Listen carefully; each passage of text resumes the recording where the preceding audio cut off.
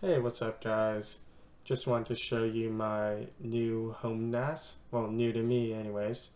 This is a old desktop that I repurposed, and this is what we'll be using to set up the Jellyfin server in the video. So it's got a first generation Intel Core i3 530, and I upgraded the power supply to something a little more reliable. This Antec 380 watt 80 plus bronze power supply that I had laying around. And here's a clip of me booting it up. I ended up going with Pop! OS for this particular project. I tried using, I was going to use Linux Mint, but I actually had better driver support for this older machine on Pop! OS. I think it's something to do with how old my graphics card is. It's got like a Nvidia GT420 in it um, that I used to like kind of. This actually was my first computer, believe it or not, and I used to play Maple Story on this thing, and the GPU would get up to like 99 degrees Celsius. And the thing just kept working though. It was a really great first computer, and yeah, and actually I got it from my dad, who he taught like computer networking at the time at a company, and this is part of the computer lab that they had. But unfortunately, they had to shut down. But that meant our garage was full of desktop computers. So that's kind of how I got my start in tech. And I even swapped in an i7 at one point, but didn't realize that you need a heat sink on it before it, fries itself. So, anyways, so here's me. I'm booted up into Pop! OS, and I'm just something interesting in Pop! OS is you have to like manually click on the several hard drives or SSDs you have to have them loaded into the operating system, which is a little bit strange, but that's just the first time setup. So you just have to click on those disks and make sure they're like mounted basically. And then after that, I just start Jellyfin server on here, and then I'm able to connect to it on any other device on the local network. So yeah, that's pretty cool. I think I was having trouble with the display scaling as well, just because this card is so old. So you'll see some stuff is like cut off, but it doesn't really matter for our purposes since we're just using this as a Jellyfin server. And I actually used off camera. I used like WinSCP to transfer files to it. I also downloaded files directly to it because it can connect to the internet. But yeah, I mainly did WinSCP to transfer my local Blu-ray rips over, and I just formatted it in and stuff. So you could see me just digging through the settings, trying to show what this system has.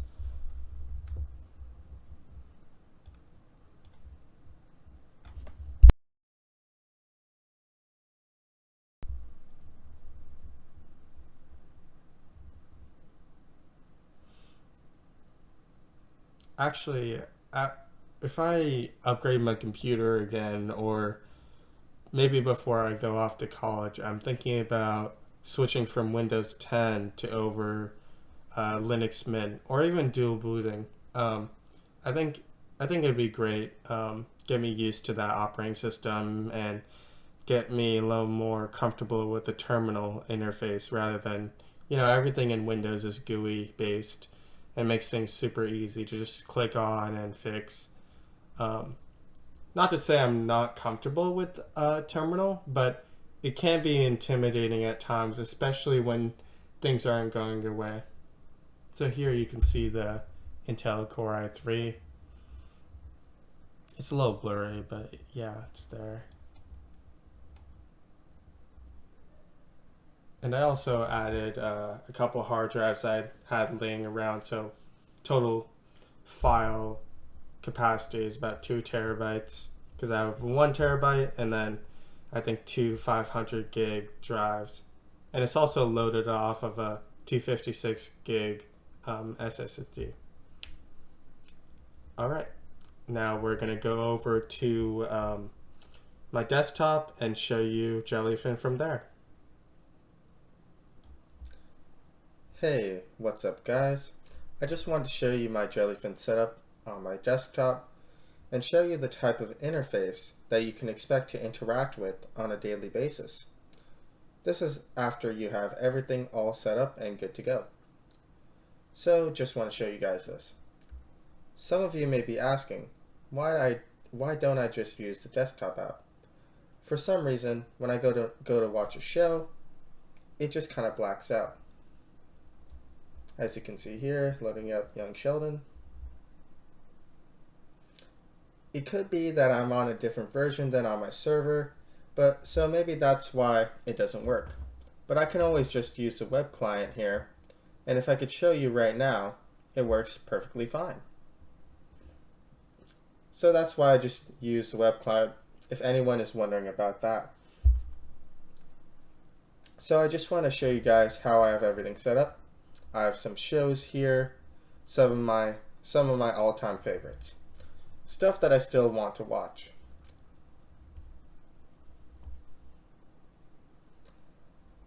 So here we have Avatar. I watched that when I was a kid. Gonna have to give that a good rewatch. Arrow, I like it a lot, but I think it's a bit drawn out. Then we have some of my all-time favorites here. So, Toradora. I watched this within 1 or 2 days, and I binged it during a road trip, and it was a really great show that brought me to tears. It's a high school romance anime that isn't too cheesy. It was a really awesome show. I wish I would have spread it out longer than 2 days. Then we have Your Lie in April. That's one of the first animes that I watched.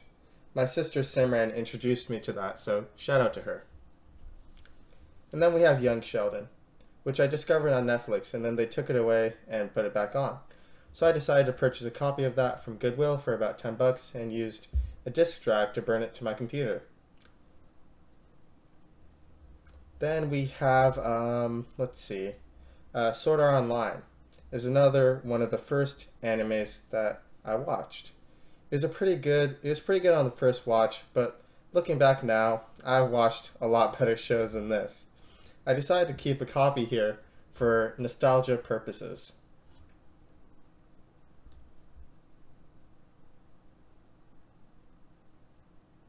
Roadkill is a really great car show. And the thing is, I used to watch this on YouTube. It used to be a free to watch show on YouTube. But they took down a lot of the episodes because they became more and more successful and decided to go the subscription-based route with Motor Trend, the company that produces the show. So yeah, I have a couple episodes downloaded. Regular Show. Oh, I love this show. I used to watch this all the time when I was a kid. Or on High School Host Club. That's another great anime that my other sister, Sneha, recommended to me. It's another romance anime, but there's something special about it. Anohana I found in a YouTube comment as a recommendation. I'll put it up on the screen if I can find it. Haha, okay, I'm getting a bit carried away here. Let's move on here. So this is my show category right here. All the stuff I downloaded. This is a bunch of music I've downloaded as well. A lot of the stuff that I've been listening to for a while now. So I decided, you know what? I'd like to have them downloaded and give them a listen when I can. These are often higher quality than on Spotify. I found most of these songs stored in a FLAC format, which is great for audio quality. So when I have time, I like listening to these songs in better quality. And for now, I only have one movie. I'm not a huge fan of movies, but I heard a lot of great things about this movie from my friends. I also think I got this recommended to me from the same YouTube comment. So yeah, that's just my setup. It's a really clean interface and foolproof. I think that anybody can get into this and watch their favorite shows on here. This would be a really good project to set up for your parents or grandparents, or someone who isn't that great with tech. The setup process can be a bit tricky, whether you want to use hardware acceleration or not, or other settings that can be difficult to understand. It really depends on the hardware that you have to configure some niche settings like that. For me, it was just a couple of clicks through the setup and scouring Reddit threads to iron out the bugs. Eventually, I got it to work pretty seamlessly, and I even got it to work on my phone. I'll insert a clip right here of me accessing my Jellyfin server from my phone. I can access this from my phone as long as I am on the same network, my home network. It works throughout the house, and there's no buffering issues or anything like that. It's a really great solution if you don't want to pay a subscription fee and you want to own your own media. So I think this is a really effective solution, and I think you should all give it a try. Alright, that'll have to do it for me.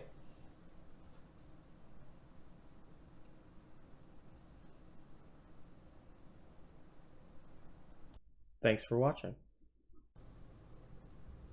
Remember to like the video and subscribe if you liked it, and let me know if you want to see all the nitty-gritty stuff with the setup and everything. I'd be happy to showcase it, and maybe more of the behind the scenes stuff. But thanks again for watching, and have a good one.